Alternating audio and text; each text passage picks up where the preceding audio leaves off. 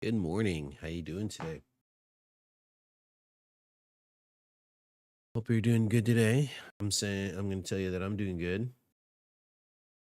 Mm. One of the things that is hard is just getting up, especially after a long week. So, just for context, if you pay attention, you'll kind of figure out which day of the week it is for me. But I do get up early, a little bit hour later than what I usually do. So if you see like sunlight behind me, which you can't tell right now, but in earlier videos you could probably see it. Um, you know that the day is a little bit later when I'm doing these videos. But yeah, it's early before everyone's waking up. This is when I prefer to do my recording and doing stuff because I don't want anybody to. I guess I don't mind if my kids get into the video and stuff like that, but I don't want to wake anybody up or I don't know, be distracting, I guess, because I don't have my own space yet where I could do my videos in my own room, which would be kind of cool. But, you know, I don't believe in having my computer in my room or TV. I don't know when this happened. There was a time where I just said no more, not having any electronics in my room, like a TV or a computer. I used to have the computer in my room, but my wife tends to like having quiet space. So I tend to stay up later to do gaming or do stuff on my computer or watch a movie or something like that because I'm more of a night owl. That's relative now that I'm older. I do like to go to sleep at an appropriate time, which is happens before 12 o'clock. If I'm not in bed at 12 o'clock, it's or like at least laying down and by 12 o'clock, kind of bad. I want to make sure that I get enough sleep or get a little bit of sleep because I do get up early. So the later I stay up, the less sleep I get, which makes sense generally speaking. So, anyways, thank you for joining me on this journey. We are on day 46 in the Proverbs. And yeah, again, we'll be continuing on with Proverbs for 365 days. Kind of made a little document where um, we go over a couple verses each day, get through all of Proverbs.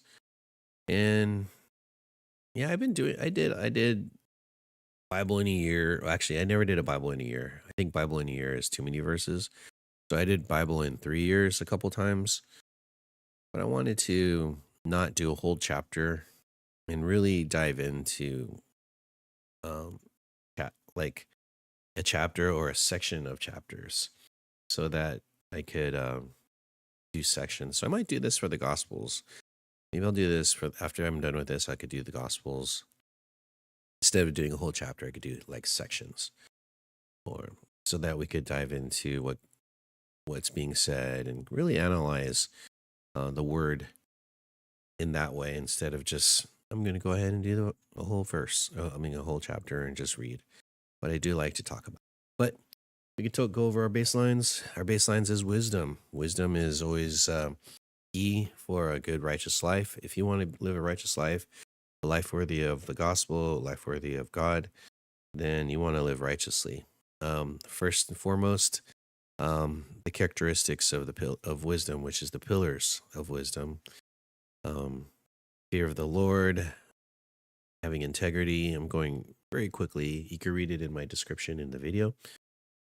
Being of sound mind, taking responsibility, heeding instructions from those that you love, considering other people's words especially when you're asking advice or receiving reproof or instructions, listening. Righteous living leads to spirit-filled life, get God's favor, and eternal life. Your words are for their words provide sustenance for themselves, their families, and able to bless others.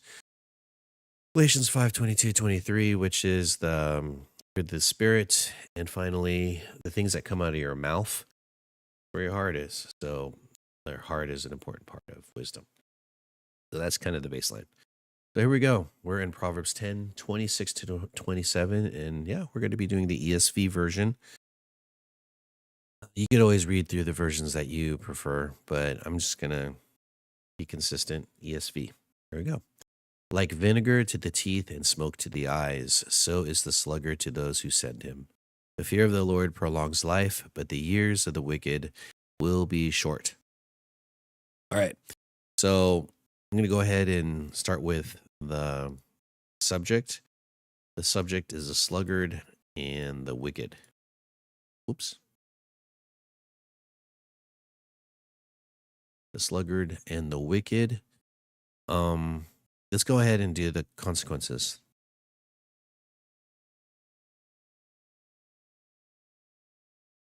Okay, so I'm going to go ahead and say life will be short. That's the consequence for the sluggard and the wicked. Life will be short.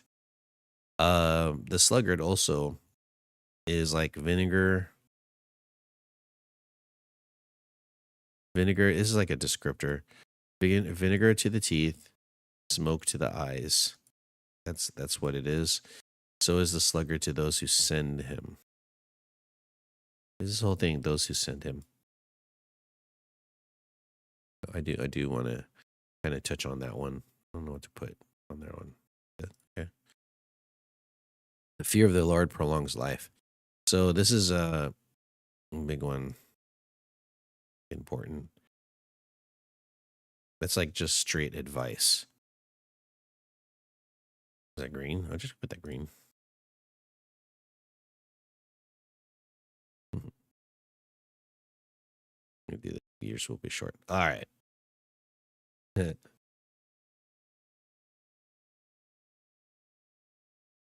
I do it that way? No, that's like a. I think that's the light purple. There we go. Okay. All right. So here is the what we got from these ones, and obviously there's always a contrast that Solomon likes to have between the wicked and the righteous. Speaking of my children, there's my daughter. She's coming right now. Good morning, Jen. I'm reading the Bible. Did you want to go on the couch or you just want to watch Daddy? Yeah. All right. She wants to go on the couch. This is an hour later. And so around my kids tend to get up on their own. You've seen them before if you've been watching my videos. Anyways, again, the righteous living, someone who is wise and follows God and fears the Lord and everything like that. That's the person who is righteous. And the sluggard and the wicked go hand in hand. A person who is not caring about positivity or following God, and they are selfish, doing their own things, and they delight in the misfortunes of others, I guess, even laugh at it. So those are some descriptors of the sluggard or the wicked. Sluggard is basically someone who is, I guess, lazy, who is doesn't do well in their job, or just. And the person who doesn't do well in the job, this is verse 26 specifically. So I'm going to talk specifically. Um, it's an annoyance. And I guess there's something that happens to the teeth when vinegar is in your mouth. And so it's a stinging. I know that when you drink vinegar, it's like it can have a reaction of that. And so there's a reaction when having vinegar. And when the eye gets smoke in it, it gets watery, it irritates and stuff like that. So the sluggard is an irritation, especially to those who send him. So the sluggard is kind of like, think of him as someone who speaks or works in in place of another, or represents another person. So this person is not a positive example of person who is sending. So why, if it's the workplace, why does the workplace keep a person like this? Um, why do we have bad teachers? Okay. If there is a bad teacher, they still get to work and do their job, and you've had, I don't know, making broad generalizations. You have had that one teacher that didn't know how to teach, didn't you? That's what it says. Unless you're that one person who's always had amazing teachers and stuff like that. But I have heard that it was said, especially as an educator, that there are some teachers who are terrible at their job. I don't know what makes them terrible at their job or something. Maybe their ability to relate to students, or not able to make their content interesting or something. They have chosen the profession. This is the profession they chose, and yet they're not very good at it. And that's what a sluggard is. They're not very good at it, or they're lax and they don't do diligent work. And so I guess they'll so contract with someone who is righteous, that works really hard, tries their best at their job, and tries to improve. And that would be someone who's not a sluggard. And that's someone also who is lives righteously and stuff like that, always seeking to improve, doing their best, and all that.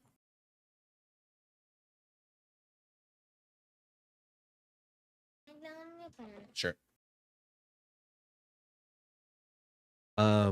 For the son, so that's verse 26. Um, that's not where you want to be at. Okay. The fear of the Lord prolongs life.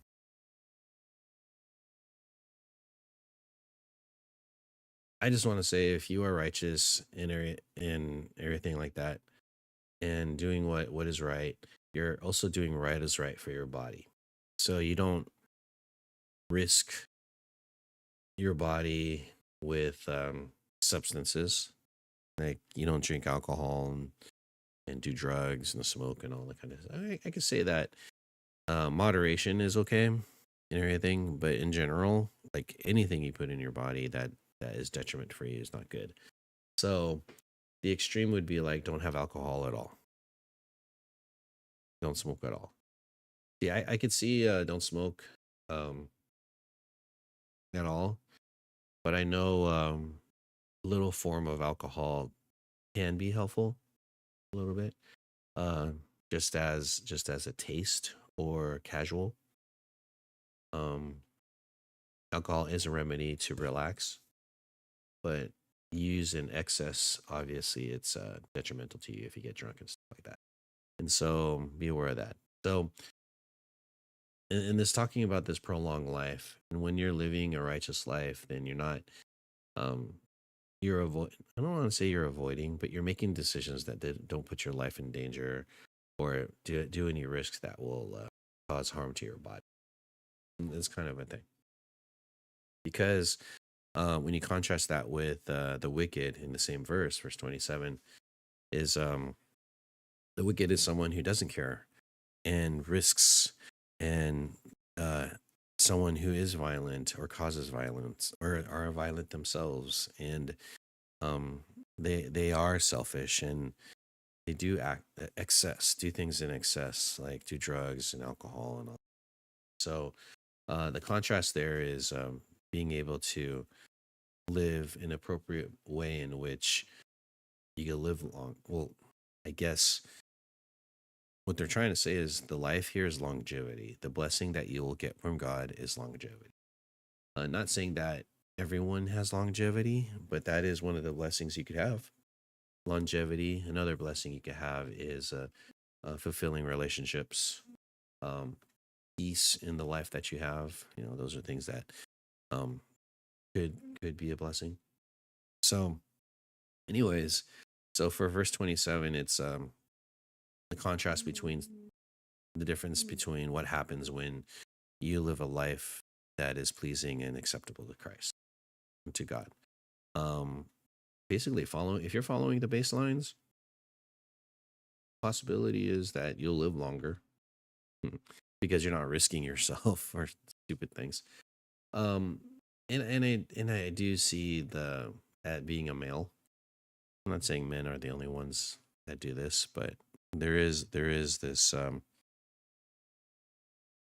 itch in me to risk and try something crazy like skydiving or base jumping and and, and those are I guess those are less extreme, like extreme sports and stuff like that for risking your bodies. But there are some things like I keep on thinking of the Darwin Awards. My kid's been reading those books when men in their quest to impress their friends or the women in their life or just curiosity do things that put themselves actually in physical danger, like standing on edges of cliffs and then falling, stuff like that. Um, yeah, God wants us to avoid such things. You know, that's all about self control and the purpose and reason why you're doing things. So I don't know. We could do kind of a whole video on the ways of quote unquote man who tend to like to impress others but get themselves killed, literally killed.